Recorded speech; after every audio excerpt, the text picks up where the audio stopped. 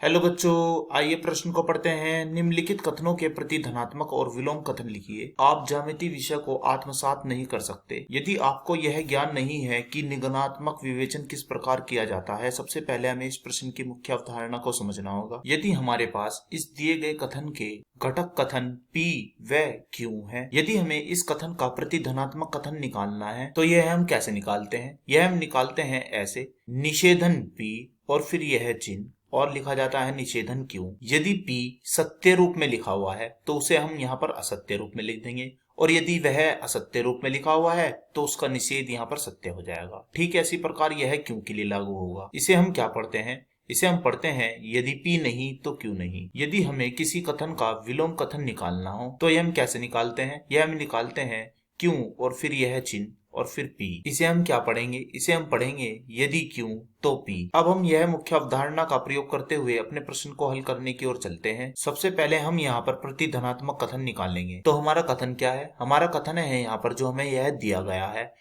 आप ज्यामिति विषय को आत्मसात नहीं कर सकते यदि आपको यह ज्ञान नहीं है कि निम्नात्मक विवेचन किस प्रकार किया जाता है। तो इसका प्रति धनात्मक कथन क्या होगा? इसके घटक कथन P है हमारे पास, आप ज्यामिति विषय को आत्मसात नहीं कर सकते, तथा क्यों घटक कथन यह है हमारे पास, आपको यह ज्ञान नहीं है कि निम्नात्मक विवेचन किस प्रकार किया जाता है। तो प्रति धनात्मक कथन हमारा बनेगा, यदि आप ज्यामिति विषय को आत्मसात कर सकते हैं तो आपको यह ज्ञान है कि निम्नात्मक विवेचन किस प्रकार किया जाता है। तो हमने इसका प्रति धनात्मक कथन यहाँ पर ज्ञात कर लिया है।